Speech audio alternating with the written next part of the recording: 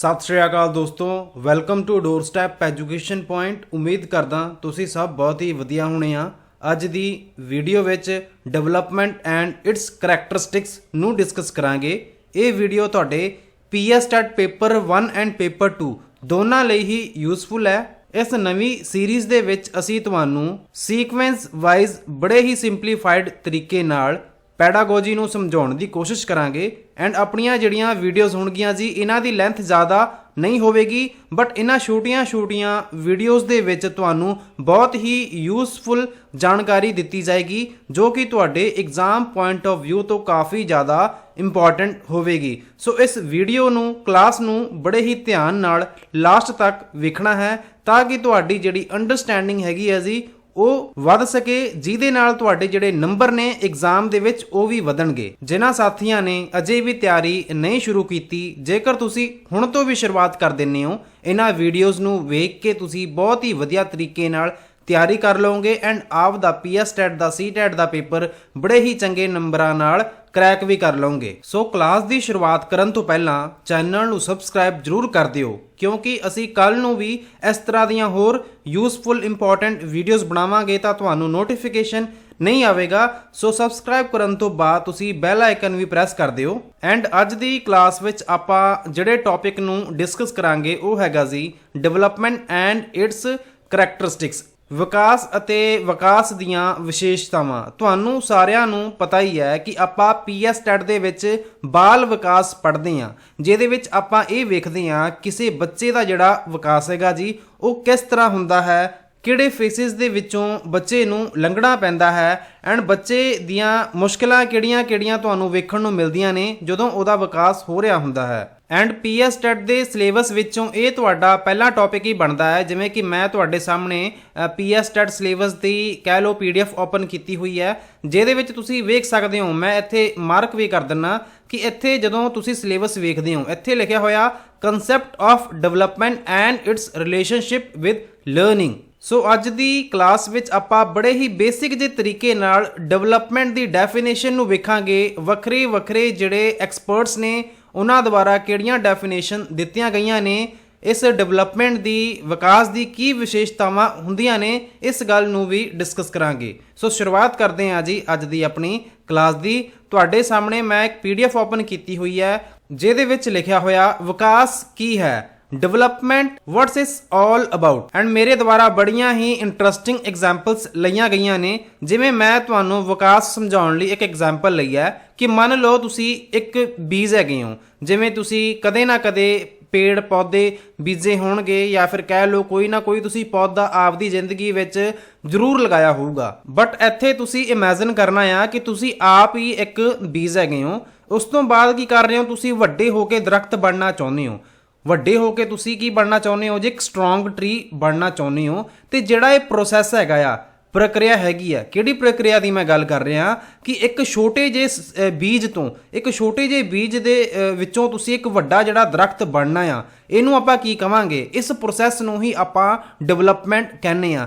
ਹੁਣ ਇਹੀ ਗੱਲ ਤੁਸੀਂ ਆਪਦੇ ਆਪ ਤੇ ਵੀ ਲਾਗੂ ਕਰ ਸਕਦੇ ਹੋ, ਹਿਊਮਨਸ ਤੇ ਲਾਗੂ ਕਰ ਸਕਦੇ ਹੋ। ਕੋਈ ਹਿਊਮਨ ਸੀ ਬਹੁਤ ਹੀ ਹਜੇ ਕਹਿ ਲਓ ਕਿ ਇੱਕ ਛੋਟਾ ਬੇਬੀ ਹੈ ਜਾਂ ਫਿਰ ਉਹ ਆਪਦੇ ਮਾਂ ਦੇ ਗਰਭ ਵਿੱਚ ਹੈਗਾ ਜਾਂ ਢਿੱਡ ਵਿੱਚ ਹੈ, ਉਹ ਵੱਡਾ ਬਣਨਾ ਚਾਹੁੰਦਾ ਆ। ਸੋ ਇਸ ਪ੍ਰੋਸੈਸ ਨੂੰ ਆਪਾਂ ਕੀ ਕਵਾਂਗੇ, ਇਸ ਪ੍ਰੋਸੈਸ ਨੂੰ ਆਪਾਂ ਵਿਕਾਸ ਜਾਂ ਫਿਰ ਡਿਵੈਲਪਮੈਂਟ ਦਾ ਨਾਮ ਦਿੰਨੇ ਆ। ਸੋ ਜਨਮ ਲੈਣ ਤੋਂ ਬਾਅਦ ਜਦੋਂ ਤੱਕ ਤੁਸੀਂ ਮਰ ਨਹੀਂ ਜਾਂਦੇ, ਵੌਂਬ ਟੂ ਟੌਂਬ ਪ੍ਰਕਿਰਿਆ ਹੁੰਦੀ ਹੈ ਡਿਵੈਲਪਮੈਂਟ ਦੀ। ਸੋ ਇਹਨੂੰ ਹੀ ਆਪਾਂ ਵਿਕਾਸ ਜਾਂ ਫਿਰ ਡਿਵੈਲਪਮੈਂਟ ਕਹਿੰਦੇ ਆ। ਵਿਕਾਸ ਦੇ 3 ਦੋਸਤ ਹੁੰਦੇ ਆ। ਜੇਕਰ ਆਪਾਂ ਗੱਲ ਕਰਦੇ ਆ ਵਿਕਾਸ ਦੀ, ਕਿ ਵਿਕਾਸ ਦੇ ਡਿਵੈਲਪਮੈਂਟ ਦੇ 3 ਦੋਸਤ ਤੁਹਾਨੂੰ ਵੇਖਣ ਨੂੰ ਮਿਲਦੇ ਆ। ਕਿਹੜੇ ਜੀ? ਪਹਿਲੇ ਨੰਬਰ ਤੇ ਹੈ ਜੀ ਗਰੋਥ, ਜਿਹਨੂੰ ਤੁਸੀਂ ਵਾਧਾ ਕਹਿ ਸਕਦੇ ਹੋ। ਉਸ ਤੋਂ ਬਾਅਦ ਆ ਗਿਆ ਜੀ ਮੈਚੂਰੇਸ਼ਨ, ਪਰਿਪੱਕਤਾ ਕਹਿ ਸਕਦੇ ਹੋ। ਲਰਨਿੰਗ ਨੂੰ ਤੁਸੀਂ ਸਿੱਖਣ ਕਹਿੰਦੇ ਹੋ। ਸੋ ਵਿਕਾਸ ਦੇ ਤੁਹਾਨੂੰ 3 ਦੋਸਤ ਵੇਖਣ ਨੂੰ ਮਿਲਦੇ ਆ, ਗਰੋਥ, ਮੈਚੂਰੇਸ਼ਨ ਐਂਡ ਲਰਨਿੰਗ। ਭਾਵ ਇਹ ਕਿ ਡਿਵੈਲਪਮੈਂਟ ਦੇ ਨਾਲ ਨਾਲ, ਵਿਕਾਸ ਦੇ ਨਾਲ ਨਾਲ ਇਹ ਜਿਹੜੀਆਂ ਤਿੰਨੇ ਚੀਜ਼ਾਂ ਹੁੰਦੀਆਂ ਨੇ, ਇਹ ਨਾਲ ਚੱਲਦੀਆਂ ਨੇ, ਕਿਉਂਕਿ ਤੁਹਾਡੇ ਜਿਹੜੇ ਦੋਸਤ ਹੁੰਦੇ ਨੇ ਉਹ ਤੁਹਾਡੇ ਨਾਲ ਹੀ ਰਹਿੰਦੇ ਨੇ ਹਮੇਸ਼ਾ, ਜਿਹੜੇ ਤੁਹਾਡੇ ਸੱਚੇ ਦੋਸਤ ਹੋਣਗੇ। ਸੋ ਇੱਥੇ ਵੀ ਤੁਹਾਨੂੰ 3 ਦੋਸਤ ਵੇਖਣ ਨੂੰ ਮਿਲਦੇ ਆ ਡਿਵੈਲਪਮੈਂਟ ਦੇ, ਗਰੋਥ, ਮੈਚੂਰੇਸ਼ਨ ਐਂਡ ਲਰਨਿੰਗ। ਇਹ ਤਿੰਨੇ ਕਿਵੇਂ ਵਰਕ ਕਰਦੇ ਨੇ ਜੀ, ਇਹਨਾਂ ਬਾਰੇ ਵੀ ਆਪਾਂ ਵੇਖ ਲੈਂਦੇ ਹਾਂ।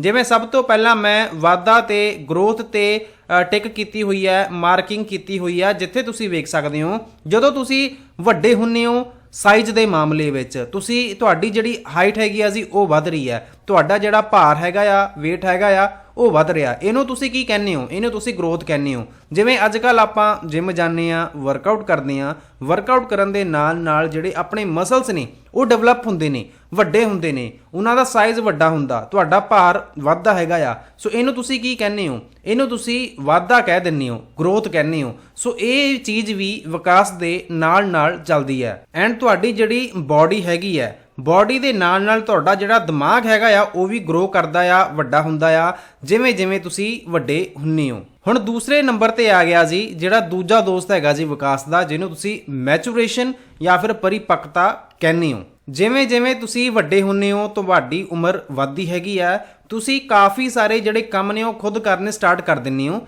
ਜਿਵੇਂ ਤੁਸੀਂ ਪਹਿਲਾਂ ਵੇਖਿਆ ਹੋਣਾ, ਨਿੱਕੇ ਬੱਚੇ ਆਪਦੇ ਸ਼ੂ ਲੇਸਿਸ ਜਿਹੜੇ ਹੁੰਦੇ ਨੇ, ਤਸਮੇ ਹੁੰਦੇ ਨੇ ਜੀ, ਉਹ ਆਪ ਨਹੀਂ ਬੰਨਦੇ ਹੁੰਦੇ, ਉਹ ਆਪਦੇ ਘਰਦਿਆਂ ਤੋਂ ਕਹਿ ਲਓ ਕਿ ਉਹਨਾਂ ਦੀ ਹੈਲਪ ਲੈਂਦੇ ਹੁੰਦੇ ਆ ਸ਼ੂ ਲੇਸਿਸ ਬੰਨਣ ਲਈ। ਬਟ ਜਦੋਂ ਤੁਸੀਂ ਵੱਡੇ ਹੋ ਜਾਂਦੇ ਹੋ, ਸ਼ੂ ਲੇਸਿਸ ਜਿਹੜੇ ਤਸਮੇ ਹੁੰਦੇ ਨੇ ਤੁਹਾਡੇ ਸ਼ੂਜ਼ ਦੇ, ਤੁਸੀਂ ਆਪ ਬੰਨਣੇ ਸਟਾਰਟ ਕਰ ਦਿੰਦੇ ਹੋ। ਆਪ ਦਾ ਜਿਹੜਾ ਬੈੱਡ ਹੁੰਦਾ ਜੀ ਤੁਸੀਂ ਆਪ ਸਾਫ਼ ਕਰਦੇ ਹੋ, ਆਪ ਹੀ ਸਾਰਾ ਕੁਝ ਕਰਦੇ ਹੋ। ਐਂਡ ਇਸੇ ਤਰ੍ਹਾਂ ਹੀ ਤੁਸੀਂ ਵੇਖਿਆ ਹੋਣਾ ਕਿ ਸਕੂਲ ਵੀ ਪਹਿਲਾਂ ਤੁਸੀਂ ਖੁਦ ਨਹੀਂ ਜਾਂਦੇ ਸੀ, ਤੁਹਾਡੇ ਮਾਪਿਓ ਤੁਹਾਨੂੰ ਛੱਡ ਕੇ ਜਾਂਦੇ ਸੀਗੇ, ਬਟ ਹੌਲੀ ਤੁਸੀਂ ਸਕੂਲ ਤੋਂ ਕਾਲਜ ਜਾਂਦੇ ਹੋ, ਮਤਲਬ ਤੁਸੀਂ ਸਾਰਾ ਕੁਝ ਆਪ ਹੀ ਕਰਨਾ ਸਟਾਰਟ ਕਰ ਦਿੰਦੇ ਹੋ। ਮੈਚੂਰੇਸ਼ਨ ਆਉਣੀ ਸਟਾਰਟ ਹੋ ਜਾਂਦੀ ਹੈ ਕਿ ਪਹਿਲਾਂ ਜਿਹੜੇ ਕੰਮ ਦੇ ਵਿੱਚ ਤੁਹਾਨੂੰ ਕਿਸੇ ਦੀ ਹੈਲਪ ਦੀ ਲੋੜ ਪੈਂਦੀ ਸੀਗੀ, ਹੁਣ ਉਹ ਕੰਮ ਤੁਸੀਂ ਸਿੱਖ ਚੁੱਕੇ ਹੋ, ਹੁਣ ਤੁਹਾਨੂੰ ਕਿਸੇ ਦੀ ਵੀ ਮਦਦ ਦੀ ਜ਼ਰੂਰਤ ਨਹੀਂ ਹੈਗੀ। ਇਹਨੂੰ ਤੁਸੀਂ ਕਹਿ ਸਕਦੇ ਹੋ ਇਹ ਮੈਚੂਰੇਸ਼ਨ ਹੈਗੀ ਆ, ਇਹ ਵੀ ਏਜ ਦੇ ਨਾਲ ਹੀ ਆਉਂਦੀ ਹੈ। 3rd ਨੰਬਰ ਤੇ ਹੈ ਸਿੱਖਣਾ ਜਾਂ ਫਿਰ ਲਰਨਿੰਗ।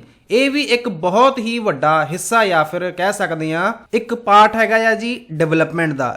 ਕਿਹਦਾ ਪਾਰਟ ਹੈਗਾ ਜੀ? ਡਿਵੈਲਪਮੈਂਟ ਦਾ, ਵਿਕਾਸ ਦਾ। ਜਿਵੇਂ ਆਪਾਂ ਵੱਡੇ ਹੁੰਦੇ ਆ, ਵੱਡੇ ਹੋਣ ਦੇ ਨਾਲ ਸਾਡੇ ਕੋਲ ਨਵੀਂ ਜਾਣਕਾਰੀ ਸਿੱਖਣ ਨੂੰ ਮਿਲਦੀ ਹੈ, ਨਵੀਂ ਜਾਣਕਾਰੀ ਸਾਡੇ ਦਿਮਾਗ ਵਿੱਚ ਆ ਜਾਂਦੀ ਹੈ। ਜਿਵੇਂ ਆਪਾਂ ਕਲਾਸਿਸ ਪਾਸ ਕਰਦੇ ਹਾਂ, ਸਾਨੂੰ ਨਵੀਆਂ ਚੀਜ਼ਾਂ ਸਿੱਖਣ ਨੂੰ ਮਿਲਦੀਆਂ ਨੇ। ਜਿਵੇਂ ਕਿ ਆਪਾਂ ਬਾਈਕ ਚਲਾਉਣੀ ਸਿੱਖ ਜਾਂਦੇ ਹਾਂ, ਕਾਰ ਚਲਾਉਣੀ ਸਿੱਖ ਜਾਂਦੇ ਹਾਂ, ਆਪਾਂ ਨੂੰ ਮੈਥ ਕਰਨਾ ਆ ਜਾਂਦਾ ਆ, ਫੋਨ ਚਲਾਉਣਾ ਆ ਜਾਂਦਾ, ਕੰਪਿਊਟਰ ਚਲਾਉਣਾ ਆ ਜਾਂਦਾ। ਸੋ ਇਹਨੂੰ ਤੁਸੀਂ ਲਰਨਿੰਗ ਕਹਿ ਸਕਦੇ ਹੋ, ਸਿੱਖਣ ਕਹਿ ਸਕਦੇ ਹੋ। 3 ਦੋਸਤਾਂ ਦੀ ਗੱਲ ਤੁਸੀਂ ਸੁਣ ਲਈ ਹੋਣੀ ਆ। ਹੁਣ ਆਪਾਂ ਗੱਲ ਕਰਦੇ ਹਾਂ ਕਿ ਵਿਕਾਸ ਦੇ ਵਿੱਚ ਹੋਰ ਕਿਹੜੀਆਂ ਚੀਜ਼ਾਂ ਤੁਹਾਨੂੰ ਵੇਖਣ ਨੂੰ ਮਿਲਦੀਆਂ ਨੇ।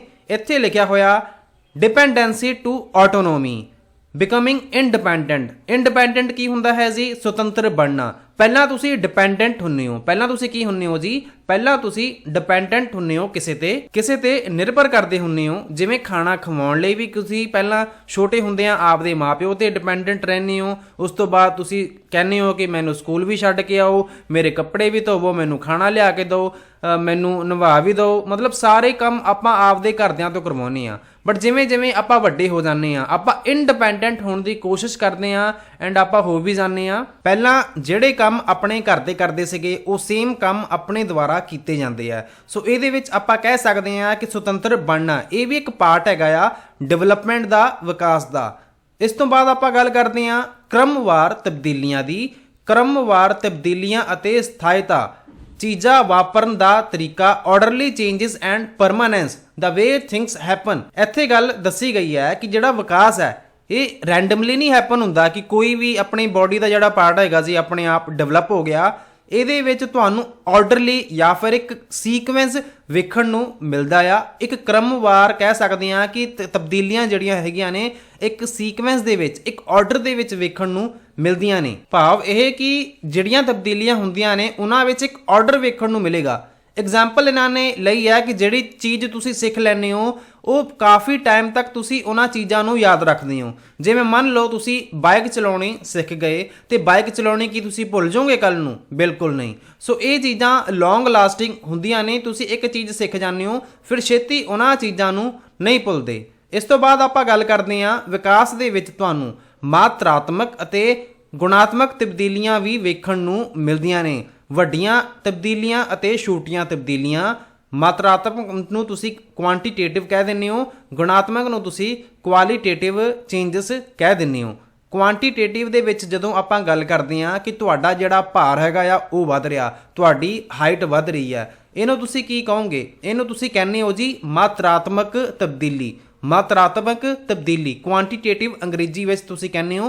ਕੁਆਂਟਿਟੀ ਤੋਂ ਤੁਸੀਂ ਰਿਲੇਟ ਕਰ ਸਕਦੇ ਹੋ ਕਿ ਜਦੋਂ ਤੁਹਾਡਾ ਭਾਰ ਵੱਧਦਾ ਆ, ਤੁਹਾਡੀ ਹਾਈਟ ਵਧੇਗੀ, ਤੁਹਾਡੇ ਬਾਡੀ ਦੇ ਮਸਲ ਵੱਡੇ ਹੋਣਗੇ, ਇਹਨੂੰ ਤੁਸੀਂ ਮਾਤਰਾਤਮਕ ਤਬਦੀਲੀ ਕਹਿ ਸਕਦੇ ਹੋ। ਇਸ ਤੋਂ ਬਾਅਦ ਆਪਾਂ ਕਹਿੰਦੇ ਆ ਜੀ ਗੁਣਾਤਮਕ ਤਬਦੀਲੀ। ਗੁਣਾਤਮਕ ਤਬਦੀਲੀ ਦੇ ਵਿੱਚ ਜਦੋਂ ਆਪਾਂ ਕੋਈ ਨਵੀਂ ਚੀਜ਼ ਸਿੱਖ ਲੈਂਦੇ ਆ, ਆਪਣਾ ਦਿਮਾਗ ਵਧੇਗਾ। ਜਿਵੇਂ ਮੰਨ ਲਓ ਪਹਿਲਾਂ ਤੁਸੀਂ 2+2 ਤੁਸੀਂ ਕਹਿੰਦੇ ਹੋ ਜੀ 4 ਹੈ, ਇਸੇ ਤਰ੍ਹਾਂ ਕੋਈ ਹੋਰ ਵੱਡੀ ਜਿਹੜੀ ਰਕਮ ਹੈਗੀ ਆ, ਮੈਂ ਕਿਹਾ ਜੀ ਚਲੋ ਬੇਟਾ 10+20 ਐਡ ਕਰਕੇ ਵਿਖਾਓ, ਉਦੋਂ ਵੀ ਜਵਾਬ ਬੱਚਿਆਂ ਨੇ ਦੇ ਦਿੱਤਾ। ਮੈਂ ਹੋਰ ਔਖੇ ਜਿਹੜੇ ਸਾਹਮਣੇ ਜੀ ਕੁਐਸਚਨਸ ਨੇ ਬੱਚਿਆਂ ਨੂੰ ਪਾਉਣ ਦੀ ਕੋਸ਼ਿਸ਼ ਕੀਤੀ ਐਂਡ ਬੱਚਿਆਂ ਨੇ ਸਾਰੇ ਹੀ ਸੋਲਵ ਕਰ ਦਿੱਤੇ। ਸੋ ਮਤਲਬ ਇਹ ਕਿ ਉਹਨਾਂ ਦਾ ਕੁਆਲੀਟੇਟਿਵ ਜਿਹੜਾ ਵਿਕਾਸ ਹੈਗਾ ਜੀ, ਜਾਂ ਫਿਰ ਕਹਿ ਸਕਦੇ ਹਾਂ ਕਿ ਕੁਆਲੀਟੇਟਿਵ ਤਬਦੀਲੀ ਉਹਨਾਂ ਵਿੱਚ ਵੇਖਣ ਨੂੰ ਮਿਲੇਗੀ, ਜਿਹਦੇ ਵਿੱਚ ਆਪਾਂ ਕਹਿ ਸਕਦੇ ਹਾਂ ਕਿ ਉਹਨਾਂ ਦੀ ਜਿਹੜੀ ਥਿੰਕਿੰਗ ਹੈਗੀ ਹੈ, ਪ੍ਰੋਬਲਮ ਸੋਲਵਿੰਗ ਸਕਿੱਲਸ ਹੈਗੀਆਂ ਨੇ, ਇਹ ਵੀ ਡਿਵੈਲਪ ਹੋਣਗੀਆਂ। ਇਹਨਾਂ ਦਾ ਵਿਕਾਸ ਹੋਵੇਗਾ ਜਦੋਂ ਆਪਾਂ ਕੁਆਲੀਟੇਟਿਵ ਦੀ ਗੱਲ ਕਰਦੇ ਹਾਂ। ਇਸ ਤੋਂ ਬਾਅਦ ਆਪਾਂ ਗੱਲ ਕਰਦੇ ਹਾਂ ਕਿ ਜਿਹੜੇ ਵੱਖਰੇ ਐਕਸਪਰਟਸ ਨੇ,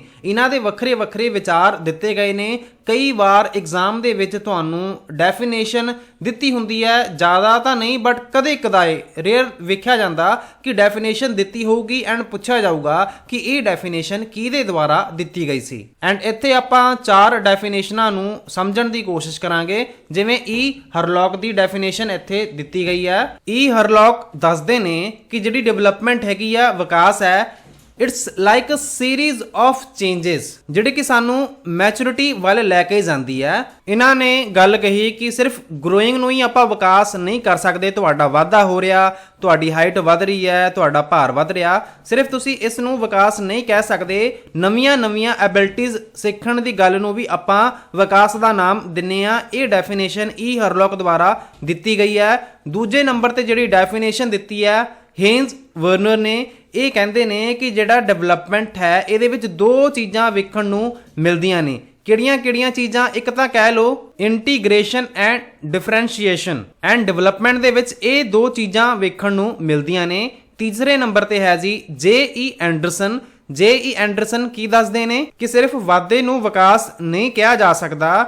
ਵਾਧੇ ਅਤੇ ਵਿਕਾਸ ਦੇ ਵਿੱਚ ਜਦੋਂ ਆਪਾਂ ਵੇਖਦੇ ਹਾਂ, ਵਿਕਾਸ ਦੇ ਵਿੱਚ ਜਦੋਂ ਆਪਾਂ ਗੱਲ ਕਰਦੇ ਹਾਂ ਕਿ ਤੁਸੀਂ ਬਿਹੇਵ ਕਿਵੇਂ ਕਰਦੇ ਹੋ, ਤੁਹਾਡੇ ਆਲੇ ਦੁਆਲੇ ਜਿਹੜੀ ਦੁਨੀਆ ਹੈਗੀ ਆ, ਤੁਸੀਂ ਰਿਐਕਟ ਕਿਵੇਂ ਕਰਦੇ ਹੋ, ਕਿਵੇਂ ਪ੍ਰਭਾਵਿਤ ਹੁੰਦੇ ਹੋ, ਇਹਨੂੰ ਤੁਸੀਂ ਕਹਿ ਸਕਦੇ ਹੋ। ਇਹਨੂੰ ਹੀ ਇਹਨਾਂ ਨੇ ਵਿਕਾਸ ਦਾ ਨਾਮ ਦਿੱਤਾ ਆ। ਇਸ ਤੋਂ ਬਾਅਦ ਜੈਰਸਿਲਡ, ਟੈਲਫੋਰਡ ਅਤੇ ਸਵਰੇ ਨੇ ਵੀ ਇੱਕ ਡੈਫੀਨੇਸ਼ਨ ਦਿੱਤੀ ਹੈ, ਜਿਹਦੇ ਵਿੱਚ ਇਹ ਕਹਿੰਦੇ ਨੇ ਕਿ ਵਿਕਾਸ ਕੀ ਹੈ ਜੀ? ਵਿਕਾਸ ਇੱਕ ਇਹੋ ਜਿਹੀ ਪ੍ਰਕਿਰਿਆ ਹੈਗੀ ਹੈ ਜਿਹਦੇ ਵਿੱਚ ਇੱਕ ਫਰਟੀਲਾਈਜ਼ਡ ਐਗ ਹੈਗਾ ਆ, ਇੱਕ ਐਗ ਹੈ ਜਿਹੜਾ ਕੀ ਹੋ ਰਿਹਾ, ਫੁੱਲੀ ਫੰਕਸ਼ਨਿੰਗ ਐਂਡ ਮੈਚੁਰ ਆਰਗੈਨਿਜ਼ਮ ਦੇ ਵਿੱਚ ਤਬਦੀਲ ਹੋ ਜਾਂਦਾ ਆ, ਜਿਹਨੂੰ ਤੁਸੀਂ ਕੀ ਕਹਿੰਦੇ ਹੋ? ਜਿਹਨੂੰ ਤੁਸੀਂ ਡਿਵੈਲਪਮੈਂਟ ਕਹਿ ਸਕਦੇ ਹੋ। ਸੋ ਡਿਵੈਲਪਮੈਂਟ ਕੀ ਹੈ ਜੀ? ਡਿਵੈਲਪਮੈਂਟ ਇੱਕ ਇਹੋ ਜਿਹੀ ਜਰਨੀ ਹੈ, ਯਾਤਰਾ ਹੈਗੀ ਆ। ਕਿਹੜੀ ਯਾਤਰਾ? ਇੱਕ ਛੋਟੇ ਜਿਹੇ ਬੀਜ ਤੋਂ ਇੱਕ ਵੱਡੇ ਦਰਖਤ ਵਿੱਚ ਤਬਦੀਲ ਹੋਣ ਦੀ, ਜਿਹਦੇ ਵਿੱਚ ਤੁਸੀਂ ਕਾਫੀ ਸਾਰੀਆਂ ਚੀਜ਼ਾਂ ਸਿੱਖਦੇ ਹੋ, ਤੁਹਾਡੀ ਗਰੋਥ ਹੁੰਦੀ ਹੈ, ਤੁਹਾਡੇ ਵਿੱਚ ਵਾਧਾ ਹੁੰਦਾ ਹੈ, ਤੁਸੀਂ ਕਾਫੀ ਸਾਰੀਆਂ ਚੀਜ਼ਾਂ ਸਿੱਖਣ ਦੇ ਨਾਲ ਤੁਸੀਂ ਇੰਡੀਪੈਂਡੈਂਟ ਹੁੰਦੇ ਹੋ। ਐਂਡ ਇਹ ਸਾਰੀਆਂ ਚੀਜ਼ਾਂ ਇੱਕ ਆਰਡਰਲੀ ਮੈਨਰ ਦੇ ਵਿੱਚ ਹੁੰਦੀਆਂ ਨੇ।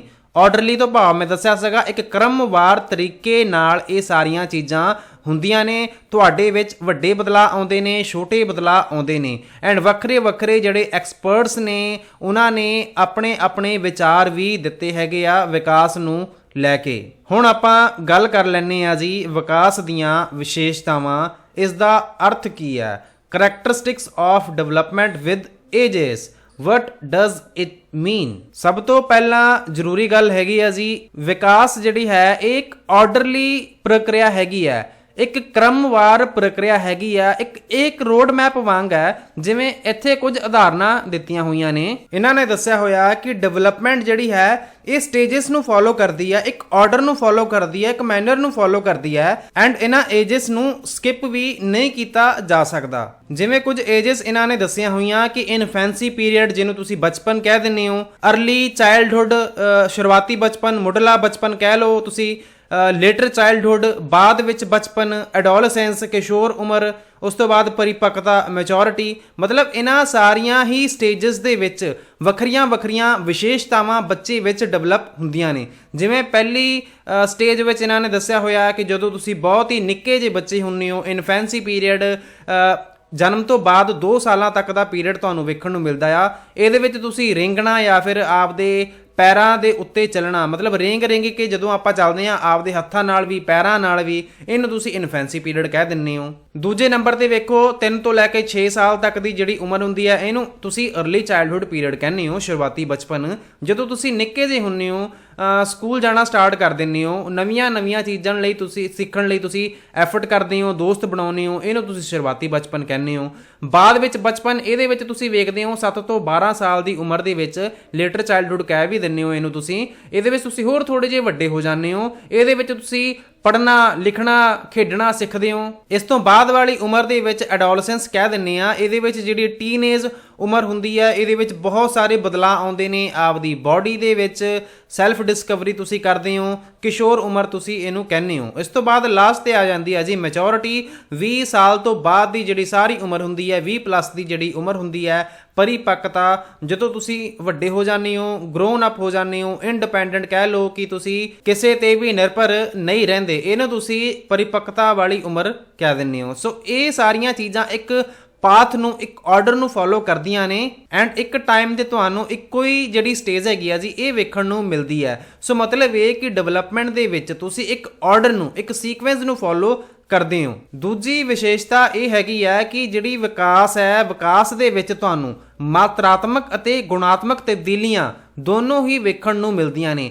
ਮਾਤਰਾਤਮਕ ਤਬਦੀਲੀ ਤੇ ਗੁਣਾਤਮਕ ਤਬਦੀਲੀ ਨੂੰ ਆਪਾਂ ਉੱਤੇ ਦੱਸ ਹੀ ਚੁੱਕੇ ਹਾਂ ਕਿ ਇਹ ਦੋਨੋਂ ਤਬਦੀਲੀਆਂ ਕਿਹੜੀਆਂ ਹੁੰਦੀਆਂ ਨੇ। ਕੁਆਂਟੀਟੇਟਿਵ ਐਂਡ ਕੁਆਲੀਟੇਟਿਵ ਚੇਂਜਸ, ਜਿਹਦੇ ਵਿੱਚ ਬਿਗ ਐਂਡ ਸਮਾਲ ਥਿੰਗਸ ਦੀ ਆਪਾਂ ਗੱਲ ਕਰਦੇ ਹਾਂ। ਜਿਵੇਂ ਕਿ ਆਪਣਾ weight ਵੱਧ ਰਿਹਾ, ਭਾਰ ਵੱਧ ਰਿਹਾ, ਇਹਨੂੰ ਤੁਸੀਂ ਕੁਆਂਟੀਟੇਟਿਵ ਕਹਿੰਦੇ ਹੋ। ਕੁਆਲੀਟੇਟਿਵ ਦੇ ਵਿੱਚ ਤੁਹਾਡੀਆਂ ਪ੍ਰੋਬਲਮ ਸੋਲਵਿੰਗ ਸਕਿੱਲਸ ਡਿਵੈਲਪ ਹੁੰਦੀਆਂ ਨੇ, ਜਿਹਨੂੰ ਤੁਸੀਂ ਕੁਆਲੀਟੇਟਿਵ ਕਹਿ ਦਿੰਦੇ ਹੋ। 3rd ਨੰਬਰ ਤੇ ਤੁਸੀਂ ਵੇਖਦੇ ਹੋ ਭਵਿੱਖਬਾਣੀ ਪਰ ਸਟੀਕ ਨਹੀਂ, ਜਿਵੇਂ ਮੌਸਮ ਦਾ ਅਨੁਮਾਨ ਲਗਾਉਣਾ। ਇਹਦਾ ਕੀ ਮਤਲਬ ਹੈ ਜੀ ਕਿ ਆਪਣੇ ਵਿਕਾਸ ਦੇ ਵਿੱਚ ਆਪਾਂ ਪ੍ਰੈਡਿਕਸ਼ਨ ਲਗਾ ਸਕਦੇ ਹੁੰਦੇ ਆ। ਜਿਵੇਂ ਮੈਂ ਤੁਹਾਨੂੰ ਐਗਜ਼ਾਮਪਲ ਦੱਸੀ ਸੀਗੀ, ਮੈਂ ਕਿਹਾ ਬੇਟਾ ਦੱਸੋ 2 + 2 ਕਿੰਨੇ ਹੁੰਦੇ ਆ, ਬੱਚੇ ਨੇ ਜਵਾਬ ਦੇ ਦਿੱਤਾ 4 ਹੁੰਦੇ ਆ। ਹੁਣ ਮੈਨੂੰ ਪਤਾ ਆ ਕਿ ਜੇ ਮੈਂ ਇਹਨੂੰ ਕੋਈ ਹੋਰ ਇਸ ਤਰ੍ਹਾਂ ਦਾ ਟਫ ਕੁਐਸਚਨ ਵੀ ਪਾਇਆ ਤੇ ਇਸ ਬੱਚੇ ਨੇ ਜਵਾਬ ਦੇ ਦੇਣਾ ਆ। ਮਤਲਬ ਆਪਾਂ ਅਨੁਮਾਨ ਲਗਾ ਸਕਦੇ ਹੁੰਨੇ ਆ ਕਿ ਬੱਚੇ ਦਾ ਜਿਹੜਾ ਵਿਕਾਸ ਹੈਗਾ ਆ, ਇਸ ਕਲਾਸ ਦੇ ਵਿੱਚ ਇੰਨਾ ਕੁ ਵਿਕਾਸ ਹੋ ਜਾਏਗਾ, ਇੰਨੇ ਕੁ ਪ੍ਰੋਬਲਮ ਸੇ ਸੋਲਵ ਕਰ ਸਕਦਾ ਆ। ਐਗਜ਼ੈਕਟ ਅਨੁਮਾਨ ਤਾਂ ਨਹੀਂ ਲਗਾ ਸਕਦੇ, ਬਟ ਕੁਝ ਹੱਦ ਤੱਕ ਆਪਾਂ ਅਨੁਮਾਨ ਲਗਾ ਸਕਦੇ ਹੁੰਨੇ ਆ। ਬੱਚਿਆਂ ਨੂੰ ਵੇਖ ਕੇ ਆਪਾਂ ਭਵਿੱਖਬਾਣੀ ਜਾਂ ਫਿਰ ਪ੍ਰੈਡਿਕਸ਼ਨ ਕਰ ਸਕਦੇ ਹੁੰਨੇ ਆ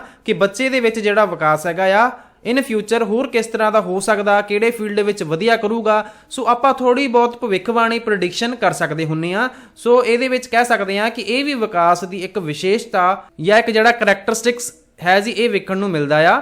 ਅੱਗੇ ਗੱਲ ਕਰਦੇ ਆ ਵਾਧਾ ਅਤੇ ਵਿਕਾਸ ਥੋੜਾ ਵੱਖਰਾ, ਕਿ ਇਹਦੇ ਵਿੱਚ ਉਹੀ ਸੇਮ ਗੱਲ ਰਿਪੀਟ ਕੀਤੀ ਹੋਈ ਹੈ ਕਿ ਵਾਧੇ ਵਿੱਚ ਤਾਂ ਤੁਹਾਡੇ ਸਰੀਰ ਦਾ ਜਿਹੜਾ ਕਹਿ ਲਓ ਕਿ ਸ਼ੇਪ ਹੈਗੀ ਹੈ ਜਾਂ ਫਿਰ ਤੁਹਾਡਾ ਭਾਰ ਹੈਗਾ ਆ ਉਹ ਵੱਧ ਜਾਂਦਾ। ਬਟ ਜਦੋਂ ਆਪਾਂ ਗੱਲ ਕਰਦੇ ਹਾਂ ਵਿਕਾਸ ਦੀ, ਵਿਕਾਸ ਦੇ ਵਿੱਚ ਤੁਹਾਡਾ ਜਿਹੜਾ ਦਿਮਾਗ ਹੋਵੇਗਾ ਜੀ, ਤੁਹਾਡੀਆਂ ਪ੍ਰੋਬਲਮ ਸੋਲਵਿੰਗ ਕੈਪੇਬਿਲਿਟੀਜ਼ ਹੋਣਗੀਆਂ ਜੀ, ਉਹ ਵਧਣਗੀਆਂ। ਇਸ ਤੋਂ ਬਾਅਦ ਗੱਲ ਕੀਤੀ ਗਈ ਹੈ ਵਿਕਾਸ ਤੋਂ ਬਿਨਾ ਵਾਧਾ ਹੋ ਸਕਦਾ ਹੈ। ਥੋੜੀ ਜੀ ਪ੍ਰੋਨਾਂਸੀਏਸ਼ਨ ਦੀ ਜਾਂ ਫਿਰ ਕਹਿ ਲਓ ਟਰਾਂਸਲੇਸ਼ਨ ਦੀ ਮਿਸਟੇਕ ਹੋ ਗਈ ਹੈ, ਬਟ ਮੈਂ ਇਹਨੂੰ ਕਰੈਕਟ ਕਰ ਲੂੰਗਾ। ਇੱਥੇ ਵਾਧੇ ਤੋਂ ਬਿਨਾ ਵਿਕਾਸ ਆਉਣਾ ਸੀਗਾ ਕਿ ਗਰੋਥ ਤੋਂ ਬਿਨਾ ਵੀ ਵਿਕਾਸ ਕੀਤਾ ਜਾ ਸਕਦਾ। Development without growth mind over matter. ਇਹਦਾ ਕੀ ਮਤਲਬ ਹੈ ਕਿ ਕੋਈ ਪਰਸਨ ਜਿਹਦੀ ਹਾਈਟ ਨਹੀਂ ਵਧ ਰਹੀ, ਨਾ ਤਾਂ ਉਹਦਾ weight ਵਧ ਰਿਹਾ, ਬਟ ਫਿਰ ਵੀ ਉਹਦੇ ਵਿੱਚ ਮੈਚੂਰੇਸ਼ਨ, ਲਰਨਿੰਗ ਦੀ ਜਿਹੜੀ ਪ੍ਰੋਸੈਸ ਹੈਗੀ ਹੈ ਜੀ, ਇਹ ਵੇਖਣ ਨੂੰ ਮਿਲੇਗੀ। ਭਾਵ ਇਹ ਕਿ ਗਰੋਥ ਤੋਂ ਬਿਨਾ ਵੀ ਜਿਹੜਾ ਵਿਕਾਸ ਹੈਗਾ ਜੀ ਇਹ ਪੋਸੀਬਲ ਹੈ। ਕਈ ਵਾਰ ਤੁਸੀਂ ਡਵਾਰਫ ਲੋਕ ਵੇਖੇ ਹੋਣੇ ਆ ਜਿਨ੍ਹਾਂ ਦੀ ਹਾਈਟ ਤਾਂ ਬੜੀ ਛੋਟੀ ਰਹਿ ਜਾਂਦੀ,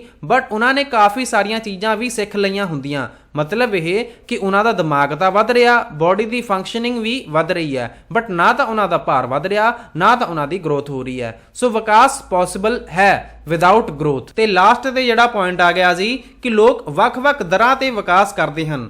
people develop at different rates. ਇਹਦਾ ਕੀ ਮਤਲਬ ਹੈ ਜੀ? ਇਹਦਾ ਮਤਲਬ ਇਹ ਹੈ ਕਿ ਹੋ ਸਕਦਾ ਤੁਹਾਡੀ ਕਲਾਸ ਵਿੱਚ, ਤੁਹਾਡੀ ਜਮਾਤ ਵਿੱਚ ਵੱਖਰੇ ਵੱਖਰੇ ਜਿਹੜੇ ਸਟੂਡੈਂਟ ਨੇ ਜਿਨ੍ਹਾਂ ਦਾ ਜਿਹੜਾ ਇੰਟਰਸਟ ਹੈਗਾ ਜੀ ਉਹ ਵੱਖਰੇ ਵੱਖਰੇ ਫੀਲਡ ਵਿੱਚ ਹੋ ਸਕਦਾ ਹੈ। ਇੱਕ ਬੱਚਾ ਜਿਹੜਾ ਹੈ ਜੀ ਉਹ ਪੜ੍ਹਾਈ ਵਿੱਚ ਇੰਟੈਲੀਜੈਂਟ ਹੋ ਸਕਦਾ ਹੈ, ਦੂਸਰਾ ਬੱਚਾ ਸਪੋਰਟਸ ਵਿੱਚ ਵਧੀਆ ਹੋ ਸਕਦਾ ਹੈ, ਤੀਸਰਾ ਬੱਚਾ ਮਿਊਜ਼ਿਕ ਵਿੱਚ ਵਧੀਆ ਹੋ ਸਕਦਾ ਹੈ, ਚੌਥਾ ਬੱਚਾ ਪੇਂਟਿੰਗ ਵਿੱਚ ਵਧੀਆ ਹੋ ਸਕਦਾ ਹੈ, ਛੇਵਾਂ ਜਾਂ ਫਿਰ ਪੰਜਵਾਂ ਜਿਹੜਾ ਬੱਚਾ ਹੈਗਾ ਜੀ ਉਹ ਅੰਗਰੇਜ਼ੀ ਵਿੱਚ, ਮੈਥ ਵਿੱਚ, ਵੱਖਰੇ ਵੱਖਰੇ ਸਬਜੈਕਟ ਵਿੱਚ, ਵੱਖਰੇ ਵੱਖਰੇ ਫੀਲਡ ਵਿੱਚ ਵੱਖਰਾ ਹੋ ਸਕਦਾ ਹੈ, ਵਧੀਆ ਹੋ ਸਕਦਾ ਹੈ, ਕਿਉਂਕਿ ਇੰਡੀਵਿਜੂਅਲ ਜਿਹੜਾ ਡਿਫਰੈਂਸ ਹੈਗਾ ਆ ਇਹ ਸਾਰਿਆਂ ਵਿੱਚ ਪਾਇਆ ਜਾਂਦਾ। ਸੋ ਇੱਥੇ ਇਹੀ ਗੱਲ ਕੀਤੀ ਗਈ ਹੈ ਕਿ ਡਿਵੈਲਪਮੈਂਟ ਤਾਂ ਸਾਰਿਆਂ ਵਿੱਚ ਹੋਊਗਾ, ਬਟ ਸੇਮ ਦਰ ਤੇ ਹੋਵੇ, ਸੇਮ ਰੇਟ ਤੇ ਹੋਵੇ, ਇਹ ਕੋਈ ਜ਼ਰੂਰੀ ਗੱਲ ਨਹੀਂ। ਜਿਵੇਂ ਹੁਣੇ ਮੈਂ ਸਟੇਜ ਦੀ ਗੱਲ ਕੀਤੀ ਸੀਗੀ ਕਿ ਸਾਰੇ ਬੱਚੇ ਹੀ ਜਿਹੜੀਆਂ ਇਹ ਸਟੇਜਸ ਹੁੰਦੀਆਂ ਨੇ ਇਹਦੇ ਵਿੱਚੋਂ ਦੀ ਲੰਘਦੇ ਨੇ, ਬਟ ਕੀ ਕੋਈ ਜ਼ਰੂਰੀ ਹੈ ਕਿ ਜਿਹੜੇ ਸਾਰੇ ਬੱਚੇ ਹੋਣਗੇ ਇਹਨਾਂ ਦੀ